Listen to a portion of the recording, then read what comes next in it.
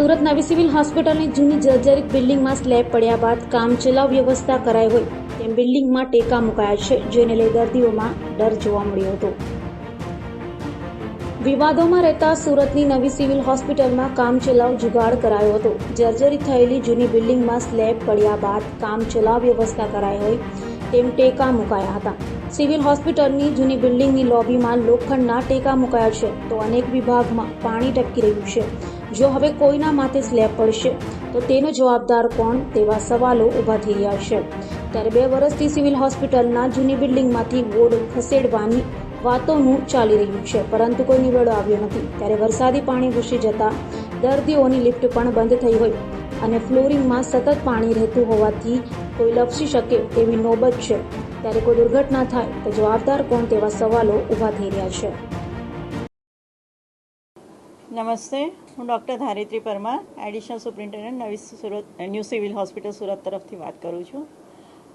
આજે ડૉક્ટર પ્રીતિ ન હોવાથી હું આપ સર્વેને જવાબ આપું છું કે સિવિલ હોસ્પિટલમાં ઘણી બધી જગ્યાએ સમારકામ ચાલી રહ્યા છે, કારણ કે તમને જાણ હશે એમાં હોસ્પિટલ 60ના દાયકામાં બનેલી છે। સો કાફી જૂની બિલ્ડિંગ હોવાથી ઘણી બધી જગ્યાએ ચોમાસાના વાતાવરણમાં એના ગાબડા પડવાનું ચાલુ થયેલ છે, જેની સમારકામ ચાલી રહી છે। અત્રે હું આપને જણાવું કે આ હોસ્પિટલનું આ બિલ્ડિંગ અત્યારે રિનોવેશનમાં જવાનું છે, જેથી આ બિલ્ડિંગને તોડીને ફરીથી નવી બિલ્ડિંગ ઊભી કરવાનો પ્લાન ઓલરેડી સરકાર તરફથી મંજૂર છે।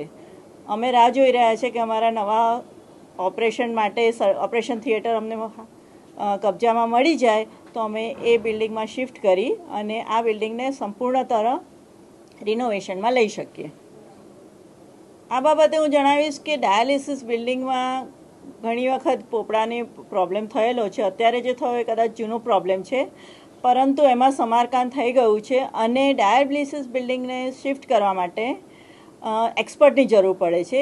એ અંગે અમદાવાદથી એક્સપર્ટ આવી અને જે તે નવી જગ્યાનું ચકાસણી કરી ગયા છે અને ડાયાલિસિસ યુનિટ અમારું શિફ્ટ થવાની તૈયારીમાં છે।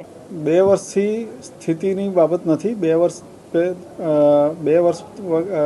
પહેલાં બધું પ્લાનિંગ થયું છે કે કયું ક્યાં રાખવું, શું કરવું આ તે।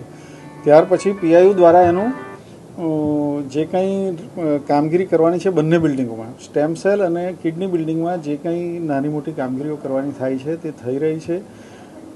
અત્યારે બહુ નજીકના ભવિષ્યમાં ઓપરેશન થિયેટરો મળશે, જેથી સર્જિકલ ડિપાર્ટમેન્ટ શિફ્ટ કરી શકશું। અત્યારે અમારે સૌથી મોટી સમસ્યા એ છે કે અમે બધું શિફ્ટ પણ કરી દઈએ, પણ ઓપરેશન થિયેટર જ્યાં સુધી ના બને ત્યાં સુધી સિવિલ હોસ્પિટલમાં આવતા ગરીબ દર્દીઓની સારવાર અને એના ઓપરેશનો, અહીંયા આપ જાણો છો કે ઓર્થોપેડિક અને સર્જરીમાં લગભગ 24 કલાક જેવા ઓપરેશનો ચાલતા હોય છે।